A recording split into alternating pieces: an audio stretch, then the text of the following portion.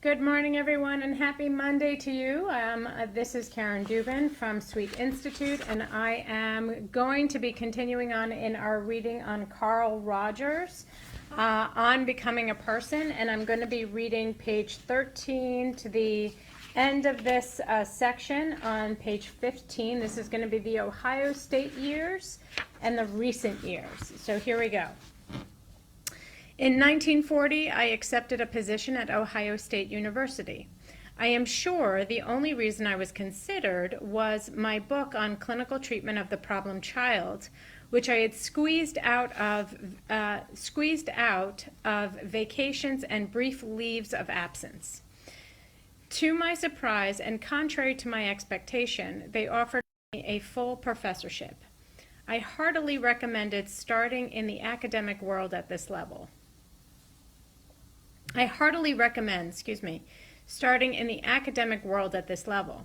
I have often been grateful that I have never had to live through the frequently degrading competitive process of step-by-step promotion in university faculties, where individuals so frequently learn only one lesson: not to stick their necks out. It was in trying to teach what I had learned about treatment and counseling to graduate students at Ohio State University that I first began to realize that I had perhaps developed a distinctive point of view of my own out of my experience.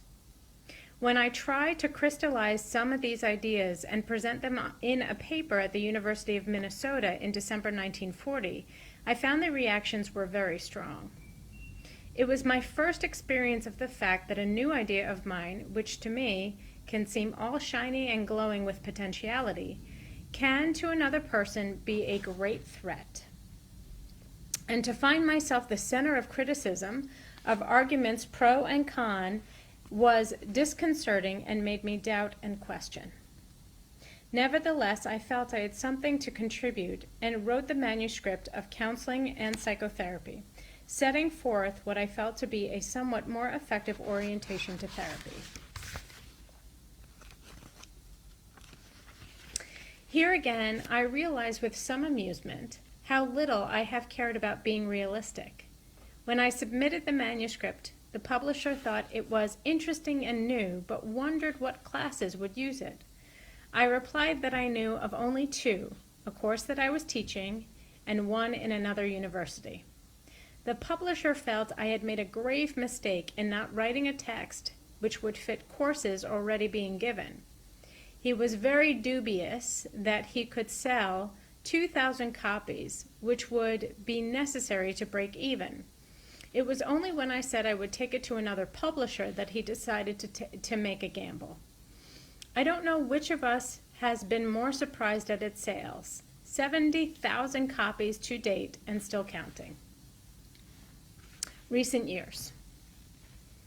I believe that from this point to the present time, my professional life, 5 years at Ohio State, 12 years at the University of Chicago, and 4 years at the University of Wisconsin, is quite well documented by what I have written. I will very briefly stress 2 or 3 points which have some significance for me. I have learned to live in increasingly deep therapeutic relationships with an ever-widening range of clients. This can be and has been extremely rewarding. It can be and has been at times very frightening. When a deeply disturbed person seems to demand that I must be more than I am, it can be and has been at times very frightening. When a deeply disturbed person seems to demand that I must be more than I am in order to meet his need. Certainly, the carrying on of therapy is something which demands continuing personal growth on the part of the therapist, and this is sometimes painful, even though in the long run rewarding. I would also mention the steadily increasing importance which research has come to have for me. Therapy is an experience in which I can let myself go subjectively. Research is the experience in which I can stand off and try to view this rich subjective experience with objectivity, applying all the elegant methods of science to determine whether I have been deceiving myself. The conviction grows in me that we shall discover laws of personality and behavior which are as significant for human progress or human understanding as the law of gravity or the laws of thermodynamics. In the last 2 decades, I have become somewhat more accustomed to being fought over, but the reactions to my ideas continue to surprise me. From my point of view, I have felt that I have always put forth my thoughts in a tentative manner, to be accepted or rejected by the reader or the student. But at different times and places, psychologists, counselors, and educators have been moved to great wrath, scorn, and criticism by my views. And this foray has tended to die down in these fields, as this foray has tended to die down in these fields, it has in recent years been renewed among psychiatrists, some of whom sense, in my way of working, a deep threat to many of their most cherished and unquestioned principles.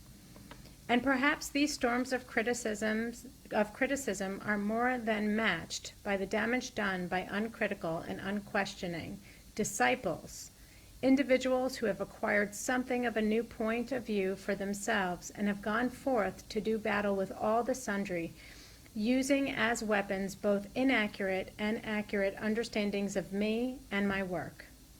I have found it difficult to know at times whether I have been hurt more by friends or by enemies. Perhaps partly because of the troubling business of being struggled over, I have come to value highly the privilege of getting away, of being alone.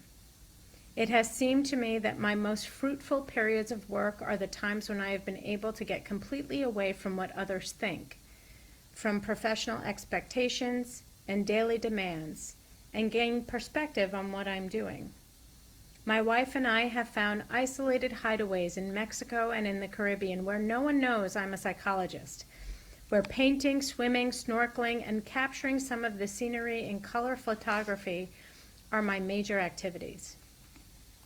Yet in these sports, where no more than 2 or 4 hours a day goes for professional work, I have made most of whatever advances I have made in the last few years.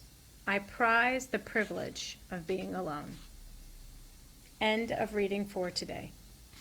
So tomorrow we are going to move to the next section in this chapter, some significant learnings, and that's going to be page 15 through perhaps the middle of page 18. So have a wonderful day, and I look forward to reading for you all tomorrow.